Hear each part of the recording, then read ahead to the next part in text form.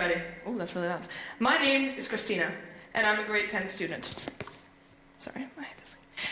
Today, I want to ask you a question. Do you know what the tolerance paradox is? If not, excellent. There's a reason for me to be speaking to you right now. I'll introduce it to you with an example. Imagine you are at a family dinner. You've got a whole variety of people, from the conservatives your parents tell you to get along with, to the little cousins who have absolutely no idea a full-blown political debate is happening over a nice roast. Now imagine someone insults you. You think, that was quite an intolerant statement. And you'd be right, but you can't say anything rude back because that would be intolerant.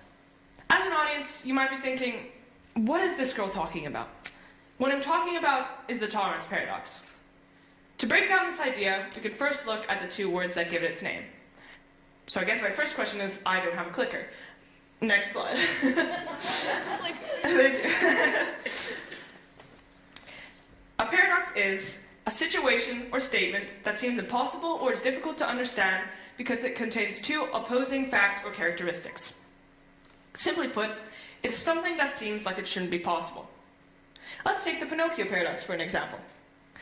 As you might know, Pinocchio is a character in a story whose nose grows whenever he lies. Therefore, if he were to say, "My nose grows now," it would be both true and false.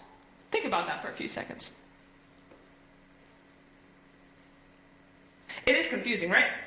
If he says his nose grows now, technically he is lying. However, given that he has lied, his nose does grow, which makes it a truth, which makes it a lie, which makes it a truth, and so on and so forth. Crazy, right? Now, for the second part, what is tolerance? Thank you. Tolerance is defined as the willingness to accept behavior and beliefs that are different from your own, although you might not agree with or approve of them. For example, tolerating that someone is vegan, although you don't necessarily find it appetizing to have a diet made fully of leaves. Sorry to any vegans in the audience. Interestingly, it seems that tolerance, which used to be like a popular buzzword when talking about diversity and other such topics, is now seen as a bit old-fashioned and a bit conservative, as the narrative has shifted from tolerance and just acceptance to celebration. Of course, words often change meaning throughout history, so it's the thought that counts. Alright, now put the concept of tolerance and paradox together, and you get the idea that a truly tolerant society cannot be tolerant of intolerance. This is because, as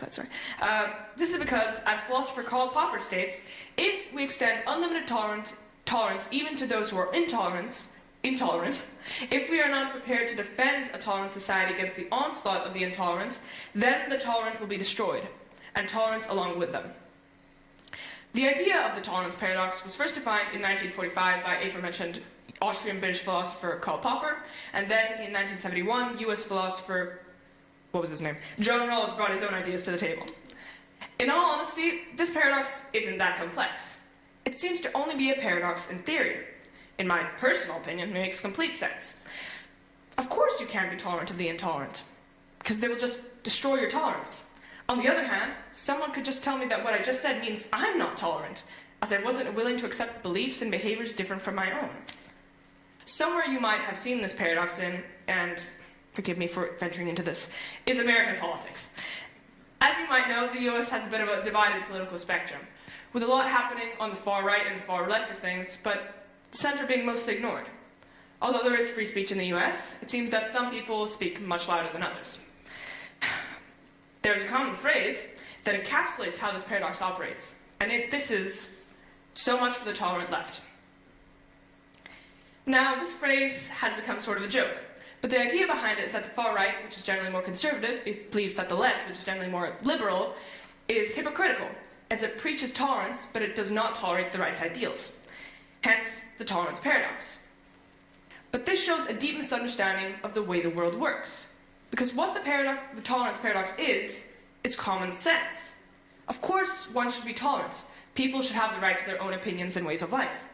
But when those opinions and ways of life are intolerant themselves, when they aim to take away other people's rights to opinions and their own ways of life, then you have to fight back. If you just tolerate this intolerance, it will strengthen. And because of its intolerance, it will not tolerate you. It has happened before, such as the appeasement policies leading up to World War II to a certain extent, as nobody wanted to escalate a conflict that other countries were already escalating, although I'll admit nothing is that simple.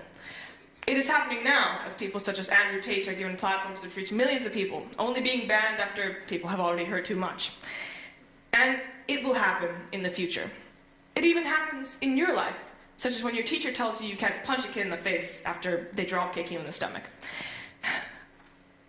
As a disclaimer, I do not condone violence. I think that, logically, peace is the better option. Because of the information age we now live in, people can share their ideas and views to millions of others, which is amazing, as it allows for a gathering of different perspectives and ideas, which we need to be successful. But along with those, you get a large group of people who incite anger and hatred towards others. And in the interest of being tolerant, some do nothing. Now, the question turns to free speech, which is a very complicated topic. But this is also where our friend Karl Popper can help us. In The Open Society and Its Enemies, which he wrote in 1945, he says that we should not suppress the utterance of intolerant philosophies as long as we can counter them by rational argument and keep them in check by public opinion. However, he then goes on to say that we should hold the right we should claim the right to suppress them if necessary, even by force, as they might teach their followers to answer rational argument with their fists or their pistols. Although this is quite a long quote, it can be summarized to, if you can reason with them, excellent. If not, stronger measures can be taken.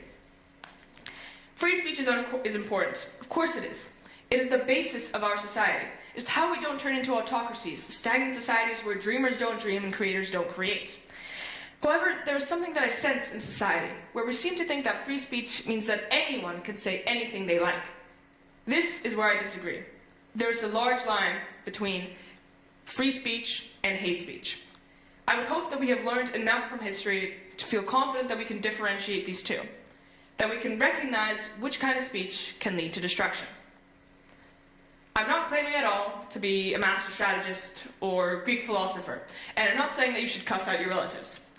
I wholeheartedly believe that people can change, that they are capable of being tolerant and open-minded, that, as Karl Popper says, with rational argument, disputes can be solved. But that is just not always possible. I believe fully, and I think with reason, that now with the recent rise of things such as anti-Asian hate, transphobia, and other such political and social divides, we need to be careful not to let ourselves become complacent and accepting of intolerance. We have to act against it. If we don't, the insults at the dinner table will only get worse. We have to act against it in the name of tolerance. After all, we can always blame it on the paradox. Thank you.